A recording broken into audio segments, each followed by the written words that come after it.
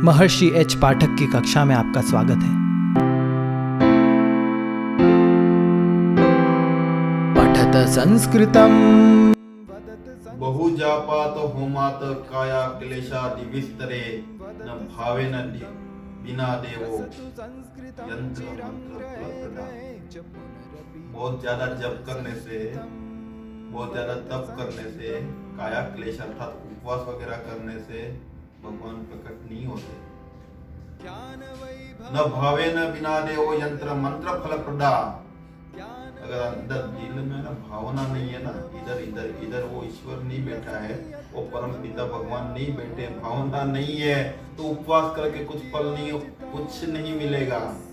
लोग बोलते हैं ना कि गुरुजी हाथ जोड़ के बोलते हैं, गुरुजी आइए कुछ फल, हम कौन सा उपवास करें बताइए, किससे फल मिलेगा? सोमवार करें, मंगलवार करें, बुधवार करें, गुरुवार करें, शुक्रवार, शनिवार, रविवार, कुछ भी कर लो फल नहीं मिलेगा। ये उपवास तो आयुर्वेद का भाग है, ये उपवास आयुर्वेद का भाग है, ये किसी पूजा पाठ की पद्धति का भाग नहीं है। वाग्विचिन्तका हि वाक्षु यस्य वीक्ष्य मधुरतां यद्विना जना नैव जानते।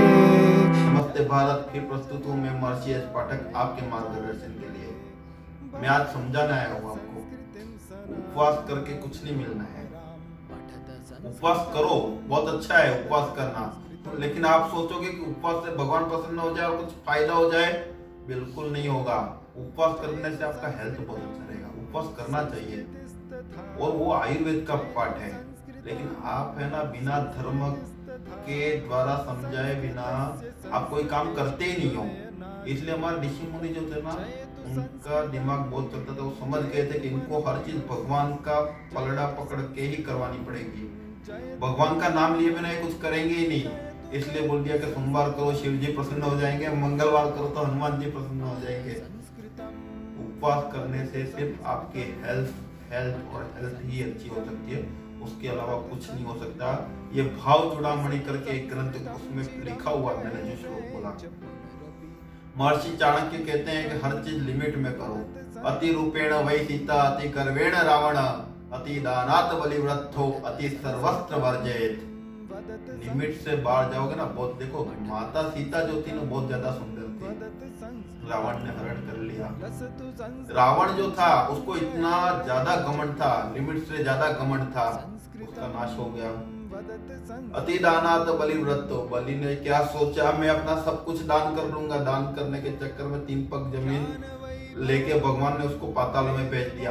लिमिट से बाहर, भले अच्छा काम हो या खराब काम है, आप अगर लिमिट से बाहर जाओगे तो तकलीफ होगी ही होगी। लिमिट, आपको आपकी लिमिट मालूम होनी चाहिए, लिमिट से बाहर नहीं जाना है आपको। भगवान कहते हैं असार खलु संसार दुख रूपेण विमोहक, जिसमें कुछ सार नहीं है उसी का नाम संसार है। दुख रूपेण विमोहक, जिसमें दुख ही दुख भरा पड़ा है, दुख का भवसागर है। अगर इस दुख के भवसागर में सुख की कामना करोगे तो प्राप्त तो होना ही नहीं है, आपको प्राप्त हो ही नहीं सकता है, दुख का भवसागर है।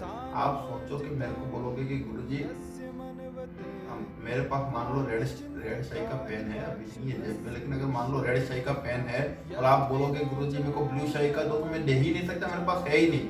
जो चीज संसार में है ही नहीं वो आपको प्राप्त कैसे होगी? संसार को मृत्यु लोक कहा जाता है, दुख का लोक कहा जाता है। इसमें अगर सुख की कामना करोगे तो नहीं मिलेगा। हाँ, आप मैकडी में जाके, पिज्जा हट में जाके, डोमिनोज में जाके खा पी के खुश हो जाते तो अलग बात है। लेकिन एक चीज ध्यान रखना, नोट कर लो, डायरी ले लो, एक चीज नोट कर लेना, ये कोई परमानेंट सुख नहीं है। अगर ये सुख होता तो एक बार अगर आप कोई टीवी सीरियल देख लेते हो, कहानी करके बालिका बंधु, कोई भी सीरियल, तो दूसरे दिन देखने की जरूरत नहीं पड़ती, क्योंकि सुख है। एक बार आपने देख लिया तो सुख मिल जाना चाहिए आपको, लेकिन नहीं मिला, आपने दूसरी बार देखा। देखो, शराब पीने के बाद शराब पीने की आदत खत्म नहीं होती है, क्या होती है? और बढ़ जाती है। सिगरेट पीने के बाद सिगरेट पीने की इच्छा खत्म नहीं होती है, क्या होती है? और बढ़ जाती है।